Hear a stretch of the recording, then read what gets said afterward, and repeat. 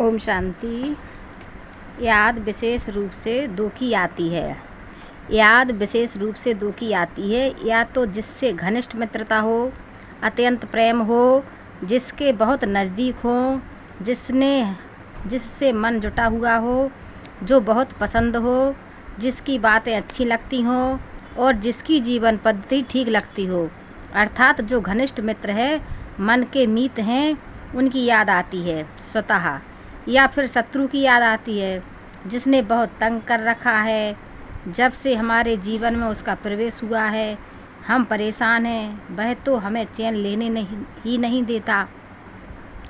उससे हमारा मनमुटाव होता है, उससे नाराज़गी होती है, उससे ही हमारी अवस्था गिर जाती है। ईर्ष्या द्वेष उससे ही होता है। आप उसको शत्रु शब्द से संबोधित नहीं करते हो, लेकिन उसके प्रति वृत्ति ऐसी ही होती है। उससे ओम शांति भी करेंगे तो वो भी दूसरे प्रकार की होती है।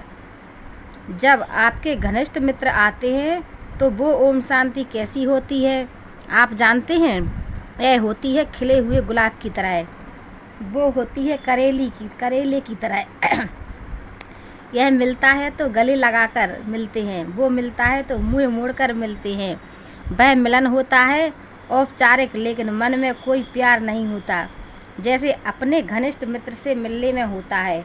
वृत्ति में भी, संकल्प में भी या स्मृति में भी हमने किसी को शत्रु मान लिया तो हमारी लुटिया डूब गई। हम तैर नहीं सकते। इस संसार सागर भव सागर से पार नहीं हो सकते, क्योंकि यहाँ से हमें तैरा कर ले जाने वाली है स्मृति। स्मृति रूपी नाव द्वारा ही हम इस जीवन रूपी यात्रा में कलयुगी छोर से सतयुगी छोर तक जाएंगे। दूसरा कोई तरीका नहीं। बाबा ने कहा है कि अगर आप ठीक बनना चाहते हैं तो ठीक प्रकार की स्मृति रखो। गिरावट आई है खराब स्मृति से, खराब बातों से, खराब वृत्ति से।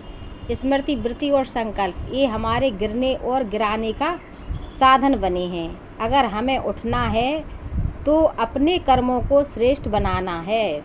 कर्मों को श्रेष्ठ बनाने का केवल यही तरीका है कि हम अपने संकल्प, स्मृति और वृत्ति को ठीक करें। सबसे बड़ी बाधा वहाँ उपस्थिति होती है जहाँ हम किसी को अपना शत्रु मान बैठते हैं। व्यक्ति ने जितने अपने शत्रु बना रखे हैं, उतना मन उनकी तरफ जाएगा।